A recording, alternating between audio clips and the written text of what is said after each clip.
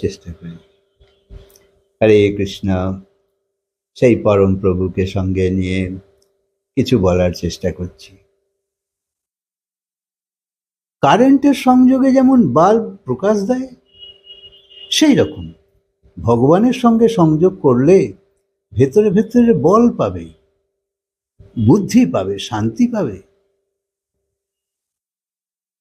সমস্যা তো একটাই, যে তুমি পরমাত্মা থেকে দূরে থেকে জীবন কাটাচ্ছ। আর সমাধান একটাই, তার নিকটতা, তার সমীপতা। কিন্তু বাইরের ব্যবহার চলতে থাকুক, শুধু দ্রষ্টা রূপে, সজাগ রূপে।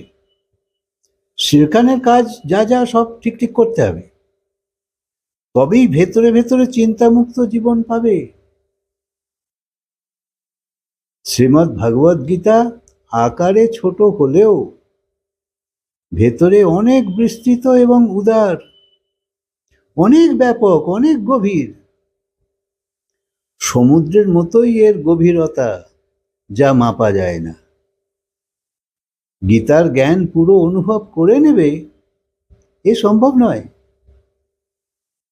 এই জ্ঞান সাগরে অনেক হিরে মানিক লুকিয়ে আছে, ভরে আছে, নিহিত আছে। গুরুর সঙ্গে থেকে এই জ্ঞান সাগরে ডুব দিতে হবে এবং গভীরে যেতে হবে। আর যে গেছে সেই পেয়েছে। সংসার ওপর ওপর থেকে লোভনীয়, আকর্ষক, মনোরঞ্জনকারী হলেও জীবনের বাস্তবিক চাহিদা পূরণ করতে সমর্থ নয়। সবাই সংসারেই তো আছে, সেখান থেকেই তো শান্তি চাইছে, সুখ চাইছে, আনন্দ চাইছে। আজও মিটেছে? এই সংসার জীবনের প্রশ্নের উত্তর দিতে অসমর্থ। মহাপুরুষরা এই জীবনের প্রশ্নের উত্তর খুঁজেছে, পেয়েছে, এবং তা আনন্দ রূপে, পরম শান্তি রূপে, শাশ্বত সুখের রূপে সেই তত্ত্ব মানুষের কল্যাণের জন্যে ছড়িয়ে দেবার ব্রত নিয়ে গুরুর কাজ করছে। মহাপুরুষদের থেকে না শুনলে সেই অনুভবের জ্ঞান তুমি বুঝতে পারবে না। মহাপুরুষরা প্রভুর শরণে গিয়ে নিজেকে শান্ত, সুখী, আনন্দিত করেছে, তাই তারা হলো অনুভবী। তারা তাদের নিজের জীবনের প্রশ্নের সমাধান করেছে। যে অনুভব করেছে, পেয়েছে এই সংসারের জন্যে, সেই তো এক প্রেরণা আনতে পারে। যে প্রভুর চরণে গেছে, খুঁজেছে, তার চরিত্রকে লক্ষ্য করো। জীবনের প্রশ্নের উত্তর পরমাত্মায় আছে। সংসার আজ পর্যন্ত এই জীবনের সমাধান করতে পারেনি। অনন্ত জন্ম ধরে সবাই দৌড়চ্ছে, আসছে যাচ্ছে, আসছে যাচ্ছে, আজও জীবনের সমাধান হয়নি।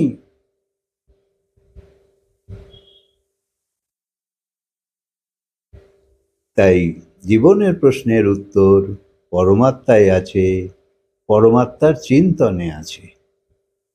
তাই যদি এই জীবনের সমাধান চাও, তো জানবে বাইরের অহংকার, বাইরের মান চাওয়া, এটা ঠিক হতে পারে। বাইরের অহংকার তোমার থাকবে, নিজের নিজের দৃষ্টিতে, নিজের নিজের বিচারে এসব থাকবে, কিন্তু এসব আসলে জীবনের সমস্যার সমাধান তো নয়। তুমি যাই কিছুই হয়ে যাও, যত অহংকারী হয়ে যাও, কি হয়ে যাবে? সেখানে শান্তি বা সুখ তা অনুভব হবে না। বাইরের সুখ সুবিধে ভালো হতে পারে এবং আবশ্যক মনে হতে পারে, কিন্তু এতেও হবে না।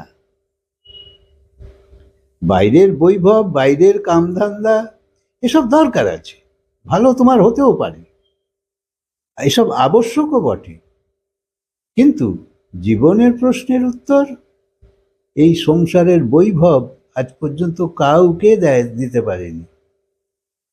জীবনের প্রশ্নের উত্তর খুঁজতে হবে।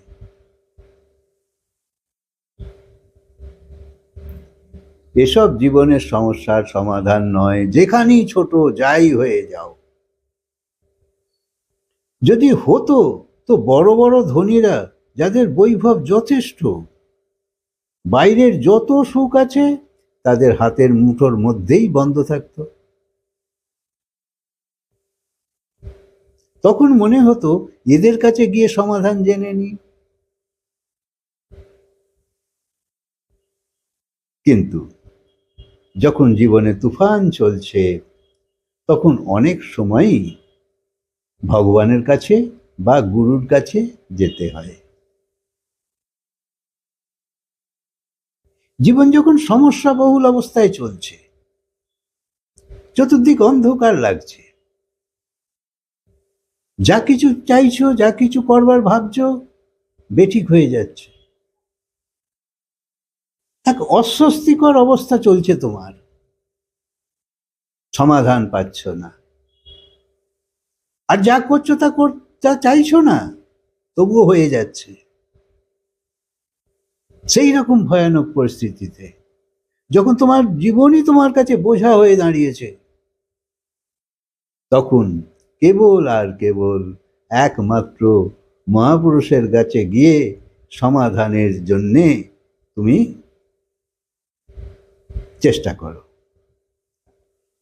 সেই পারে এসব সমাধান করতে, কারণ সংসারের হাতে সমাধান নেই। তাই বলে, যে সুখ হরির ভজনে আছে, সেই সুখ এই সংসারের বৈভবেতে নেই। যে সুখ হরির ভজনে আছে, যে সুখ প্রভুর স্মরণে আছে, যে সুখ পরমাত্মার নামে আছে, সেই সুখ কখনো এই বৈভবে খুঁজে পাবে না। সংসারের বৈভব এক জিনিস, যা তোমাকে সুবিধা দেবে, আর মহাপুরুষের সঙ্গ তোমাকে সুখ দেবে, তোমায় আনন্দ দেবে। তো এখানে প্রশ্ন হতে পারে, তাহলে সব সুখ বৈভব যা কিছু আছে সব কি ছেড়ে দেবো, যা কিছু পেয়েছি, এত যে সংগ্রহ করেছি? না না, কিচ্ছু ছাড়তে হবে না, যা আছে সব থাক, ছাড়বার দরকার নেই। একে ঠিক জায়গায় ব্যবহার করো। এখন তুমি নিজের অহংকার প্রদর্শনের জন্য ব্যবহার করছো, আমার এই আছে, আমার ওই আছে, আমার ওই আছে। কিন্তু যখন এই তোমার অন্য কাজে লাগবে, সদুপযোগ হবে, সেইটা তোমার জীবনের ক্ষেত্রে লাভদায়ী হবে। কিন্তু মূল্যবান জিনিসের যদি দুরুপযোগ হয়, তাহলে তোমার পতনের কারণও হবে। সেই জন্যে বৈভব থাকলেই হলো না, বৈভবের ব্যবহার তো জানা দরকার। হানি হতে পারে এরম যদি তুমি করো, তাহলে তোমার কি করে লাভ হবে বলো? তুমি কত ক্ষেত্রে ছোট হয়ে যাও অহংকার দেখাতে গিয়ে। ভেতরে ভেতরে চুপচাপ মেনে নিয়ে চলে আসছো বটে, কিন্তু তুমি বুঝতে পারো। আবার ছোট ছোট জিনিসও তোমার কল্যাণ করে দিতে পারে। যেমন মনে করো বিষ। বিষ তো খারাপ জিনিস, তো সবাই জানে, কিন্তু খারাপ হলেও এর থেকেই ওষুধ বানিয়ে এর সদুপযোগ করা যায়। সেই রকম ধরো অমৃত। অমৃত তো ভালো জিনিস, সেই রকম অমৃত যদি পেয়ে যাও, তো সে তো তোমায় শান্তি অমরত্ব দেবে। কিন্তু রাবণও পেয়েছিল। সেই রাবণ কি করেছিল? নিজের নাভিতে অমৃতকে লুকিয়ে রেখেছিল। সেই অমরত্ব পাওয়ায় রাবণের অহংকার আরো বেড়ে গেল। তো এইটা হলো ভালো জিনিসের দুরুপযোগ। অহংকার থাকলে ভ্রষ্টাচার, দুরাচার, পাপাচার, অনাচার, অত্যাচার এ তোমার সাথে সাথে থাকবে। হিংসা, দেশ, ঘৃণা বিরোধ, আক্রোশ, সব অনীতি, নানা রকম একটা ভেতরে ভেতরে তোমার ক্ষিপ্ত বিক্ষিপ্ত জীবন চলতে থাকবে। অপরকে ছোট করে নিজে বড় হবার চেষ্টা যতই করো, ভেতরে শান্তি আসে না। এই স্থিতি জীবনের উত্থানের নয়, বরং জীবনের পতনের স্থিতি। তোমার কাছে অনেক থাকলে নিজেকে বড় অহংকারী তৈরি করো না। এ তো মায়ার বড়প্পন, আজকে আছে কালকে থাকবে না। তাইলে তোমার অহংকারও তো মরে যাবে, ধরে রাখতে পারবে না।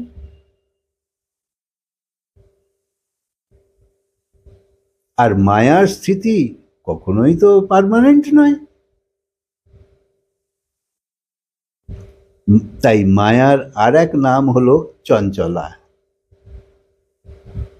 আজ এখানে, কাল ওখানে, পরশু কোথায় কে জানে।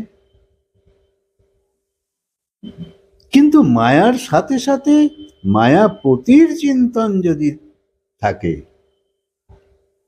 যে যা কিছুই পেয়েছি ভগবানের কৃপাতেই পেয়েছি, তো মায়া তোমার উত্থানের সাধন হয়ে যাবে। ভগবানকে সামনে রেখে কাজ করো। প্রভুর কৃপা যদি মজবুত হয়ে যায়, আর কিছু ভাববার থাকবে, বাকি থাকবে? আর সৎ কর্মের মাধ্যমেই তো প্রভুর কৃপা পাবে। অসৎ কর্ম থেকে কি করে পাবে বলো? তখন তোমার রাবণের মতন দুরাচারী পাপাচারী তোমার সঙ্গী হবে, অর্থাৎ কিনা যাদের বুদ্ধি ভালো নয়। হিরণ্যকশিপু নিজেকেই নারায়ণ মানত, এতই বড়প্পন যে আমাকেই সবাই নারায়ণ বলবে, আর নারায়ণ টারায়ণ কেউ নয়। প্রহ্লাদের বাবা, ভক্ত প্রহ্লাদ, তার বাবা হিরণ্যকশিপু। তাই অহংকার হেতু ঈশ্বরের সত্তাকে অবজ্ঞা করছো এখন। অহংকার হেতু আমি ভগবান টগবান মানি না, আপনার হাত জগন্নাথ, যা করব তারই ফল হবে। আরে না না, কিছু তো একটা আছেই। তাই ভগবানের সঙ্গ করলে, ঈশ্বরীয় সত্তার সঙ্গে জুড়ে থাকলে তোমার অহংকার আস্তে আস্তে তোমার উপকারে লাগতে থাকবে, মানে অহংকার চলে যেতে থাকবে। না হলে এই অহংকার তো তোমাকে ভগবানের থেকে আরো দূরে নিয়ে যাবে। আর যতই তুমি ভগবানের থেকে দূরে, অতই দুঃখী।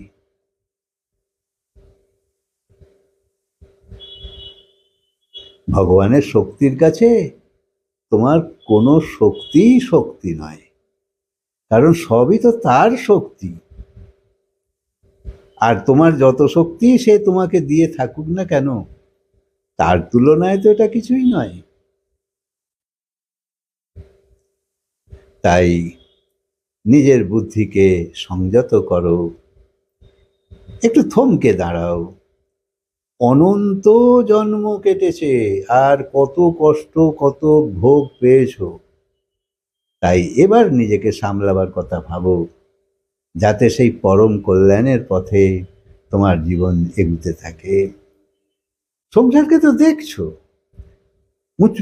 সিনিয়রদের দেখো, তোমার থেকে বড়দের দেখো, তারা এখনো একই রকম রয়ে গেছে, এইভাবেই জীবন শেষ করে চলে যায়।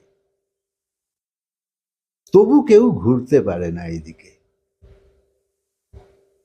কারণ সেই বোধ আসেনি যে এখানে কি পাওয়া যায়। তাই একবার সেই বোধ উদয় হয়ে গেলে তুমিও খালি হাতে ফিরবে না। হরে কৃষ্ণ। কথায় আজকে বিরাম দিই, আবার বলবো।